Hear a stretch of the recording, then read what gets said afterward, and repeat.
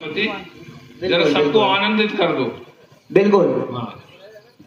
माँ शारदे को नमन, इस मंच को नमन, भाई के फेफड़ों को नमन, आप सबकी उपस्थिति को नमन और आपके धैर्य को नमन, आपके साहस को नमन जो आपने कवियों को सुनने का दिखाया। अरे गजब गजब। भाई चीख रहा था, चिल्ला रहा था, पाकिस्तान को लतिया रहा था। अरे क्यों करता है भाई? बताओ, जो दो लाइनों में निपट जाए उसके लिए इतना गला फाड़ने की क्या जरूरत? हमारे देश के एक बहुत बड़े कवि आदरणीय राजेंद्र चौहान पुष्प जी की दो लाइनें हैं, दो लाइनों में ने पाकिस्तान को निपटा दिया। सब हाथ में भी पाकिस्तान निपटाया जा सकता। न जिनके पजामे में नाड़ा न कुर्ते में बटन है, न जिनके पजामे में नाड़ा न कुर्ते में बटन है, ऐसा भूखा नंगा कोई और नहीं हमारे पड़ोस का वतन है।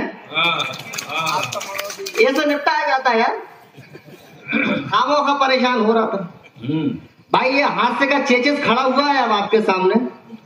इसके शक्ल पर, इसके कलर पे बिल्कुल ना जाए, क्योंकि ये कलर का ये है कि आज से 10 साल पहले मैं साहेबगंज में आया था साहब, इतनी धूल उड़ी कि उसके कारण मेरा रंग आज भी ऐसा हो गया। लेकिन साहब इस बार आया हूं, बड़ा खुश हुआ हूं, ना गंदगी ना धूल ना कुछ, और वादा करके जाता हूं कि अगली बार आऊंगा तो दूध सा चमकता हुआ आऊंगा। हमारे हाथ के बहुत बड़े देश के कवि आदरणीय गज्जे भैया जी बैठे हुए हैं। बुढ़ापे में ऐसी बात नहीं है कि सामने वाला सिर्फ कविताएं पढ़ता है, ऐसा नहीं है। प्रेम भी बहुत जबरदस्त तरीके से करते हैं बुढ़ापे में, और किस तरह से करते हैं ये मैं आपको बताना चाहता हूं। घर पे कहते हैं कि समुंदर में जो नहा ले तू तो बड़ी नमकीन लगती है। ये घर पे कहते हैं ना कि समुंदर में जो नहा ले तू तो बड़ी नमकीन लगती है, और जिसे सुनकर है मचले दिल तू ऐसी बीन लगती है। जिसे सुनकर है मचले दिल तू ऐसी बीन लगती है। तेरे इस हुस्न की तारीफ कैसे मैं करूं तू बता। दशक 70 की तू है फिल्म फिर भी रंगीन लगती है। दशक 70 की तू है फिल्म फिर भी रंगीन लगती है। अब भाई साहब मैं नेताजी के सामने खड़ा हुआ था और सामने से आरती जा रही थी, और सामने से जाती हुई आरती को देखकर और मेरे काव्य हृदय में जो बात निकली, और चुनाव का टाइम था, मेरे मन से रहा नहीं गया और मैंने नेताजी से कहा कि बेरोजगारी में पढ़कर ये देश गलत धंधों पे जा रहा है, कि बेरोजगारी में पढ़कर ये देश गलत धंधों पे जा रहा है। तो नेताजी तुम्हारा एक वोट कम हो गया, वो देखो 4 कंधों पे जा रहा। नेताजी तुम्हारा एक वोट कम हो गया, वो देखो 4 कंधों पे जा रहा। अच्छा नेता आदमी वो किसी का उधार नहीं रखता, फौरन मुझे जवाब देता है। वो कहता है कि जिंदगी और मौत पर किसका बस है, किसका हक है, कि जिंदगी और मौत पर किसका बस है, किसका हक है। अरे कैलाश वो मर गया, उसे मर जाने दे, वो वैसे भी कौन सा अपना समर्थक है। हाल ही में अपने यहाँ नोटबंदी हुई साहब, सबके पैसे गए, मेरे अकेले नहीं गए, सबके गए। और उस नोटबंदी के दौरान लोगों के मुरझाए हुए चेहरों को देखकर मेरी तो साहब कविता ही निकल पड़ी। उस समय की स्थिति को दर्शाती हुई मेरी कविता के आज भरी है जेबें सबकी पर मुंह लटके लटके हैं। आज भरी है जेबें सबकी पर मुंह लटके लटके हैं, और जमाखोरों के हाल है ऐसे जैसे फांसी पर अटके हैं। कोई एक जमाखोर बोला मुझे यार कैलाश ये तो बता, और काले धन को सफेद करना है कुछ पता। वो एक जमाखोर बोला मुझे यार कैलाश ये तो बता, और काले धन को सफेद करना है कुछ पता। तो साहब मैंने उसको जो जवाब दिया, यदि आपको अच्छा लगे तो मेरे को भरपूर तालियों के साथ आशीर्वाद दीजिए कि आज भरी है जेबें सबकी पर मुंह लटके लटके हैं, और जमाखोरों का हाल है ऐसा जैसे फांसी पर अटके हैं। वो एक जमाखोर बोला मुझे यार कैलाश ये तो बता, और काले धन को सफेद करना है कुछ पता।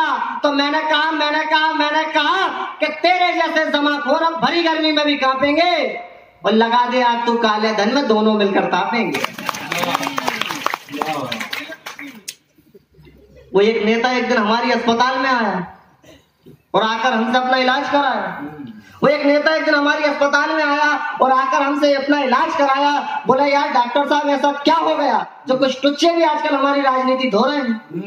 डॉक्टर साहब ऐसा क्या हो गया जो कुछ टुच्चे भी आजकल हमारी राजनीति धो रहे हैं। तो मैंने कहा नेताजी आपकी रिपोर्ट में आया है कि आपके अंदर भ्रष्टाचार की राजनीति के कीड़े धीरे धीरे कम हो रहे हैं। क्या बात है, वाह। आपकी रिपोर्ट में आया है कि आपके अंदर भ्रष्टाचार की राजनीति के कीड़े धीरे धीरे कम हो रहे हैं, लेकिन आप घबराइए नहीं, हम आपका इलाज जरूर कर जाएंगे।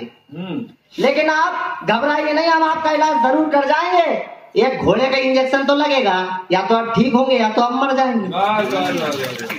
एक घोड़े का इंजेक्शन तो लगेगा, या तो आप ठीक होंगे या तो आप मर जाएंगे। बोले यार घोड़े का इंजेक्शन तो घोड़े को लगाया जाता है। बोले यार घोड़े का इंजेक्शन तो घोड़े को लगाया जाता है। हमने कहा नेताजी ऐसी बात नहीं है, थोड़ी सी दवाई कम कर दो तो ये गधे के भी काम आता है। एक दिन साहब भगवान की मेरे ऊपर विशेष कृपा हुई, मेरी पत्नी का मेरे से बोलचाल बंद हो गया सब। हालांकि मेरा जारी रहा पर उसका बंद हो गया। वो कैसे बंद हो गया, क्या घटना घटी, ये मैं अपनी कविता में दर्शाता हूँ कि शांति और सन्नाटा तो हमारे घर में इस कदर छा गया और देखकर इस वातावरण को हमें बड़ा आनंद आ गया कि शांति और सन्नाटा तो हमारे घर में इस कदर छा गया है और देखकर इस वातावरण को हमें बड़ा आनंद आ गया है। हुआ यूं, कल पत्नी ने अंधेरे में होठों पे लगाने को वैसलीन की डिब्बी मांगी। हुआ यूं, कल पत्नी ने अंधेरे में होठों पे लगाने को वैसलीन की डिब्बी मांगी और हमने भी चुपचाप सोने फेविकोल की डिब्बी थमा दी। हमने भी चुपचाप सोने पर फेविकोल की डिब्बी थमा दी। अब तो हमारे घर में एकदम आनंद ही आनंद है। अब तो हमारे घर में एकदम आनंद ही आनंद है। फेविकोल लगाने के बाद से उनका मुंह पूरी तरह से बंद है। अब तो हमारे घर में एकदम आनंद ही आनंद है। फेविकोल लगाने के बाद से उनका मुंह पूरी तरह से बंद है। लेकिन साहब हमारी पत्नी को हमारी खुशी जरा भी नहीं भा रही है। हमारी पत्नी को हमारी खुशी जरा भी नहीं भा रही है। उनके मुंह बंद होने के बाद से आप वो हाथ पर चला रही है। लौट के जाइए बेटा। बिल्कुल बिल्कुल। समझ में आएगा। उनके मुंह बंद होने के बाद से वो हाथ पर चला रही है और किस्मत तो हमारी इस कदर फूट चुकी है यार, हद हो गया। पत्नी है सुबह से हमें 10 बार फूट चुकी है। अरे वाह। किस्मत तो हमारी इस कदर फूट चुकी है यार, हद हो गया। पत्नी सुबह से हमें 10 बार फूट चुकी है और हाल ऐसा होगा कि मैंने न जाना था। अरे इस तरह चुप रहने से अच्छा तो उनका मुंह चलाना था। बढ़िया।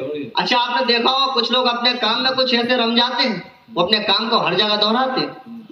कुछ लोग अपने काम में कुछ ऐसे रम जाते हैं, वो अपने काम को हर जगह दोहराते हैं। वो एक बैंक कर्मचारी तो बरमाला के समय अड़ गया। वो एक बैंक कर्मचारी तो बरमाला के समय अड़ गया और भूलकर अपनी शादी अजीब सी जिद पकड़ गया और कहने लगा कृपया कर मंच पर इस तरह से भीड़ ना लगाइए। तो बरमाला अगर डालना है तो एक एक करके आइए। कृपया कर मंच पर इस तरह से भीड़ ना लगाइए और बरमाला अगर डालना है तो एक एक करके आइए। और सुनकर इतना लोग फिर उस पर से टूट पड़े थे सारे, तो सबने मिलकर एक एक करके जमकर जूते मारे। अच्छा वो एक पुलिस वाले ने तो इतनी ज्यादा हंसी करी, वो एक पुलिस वाले ने तो इतनी ज्यादा हंसी करी, जब तक 50 का लिया नहीं मांग नहीं भरी। वो एक पुलिस वाले ने तो इतनी ज्यादा हंसी करी, जब तक 50 का लिया नहीं मांग नहीं भरी। और एक वो ट्रैफिक हवलदार तो अपनी शादी में सारी सीमाएं लांघने लगा। सुहागरात में पत्नी के बीमे के साथ फिटनेस सर्टिफिकेट मांगने लगा।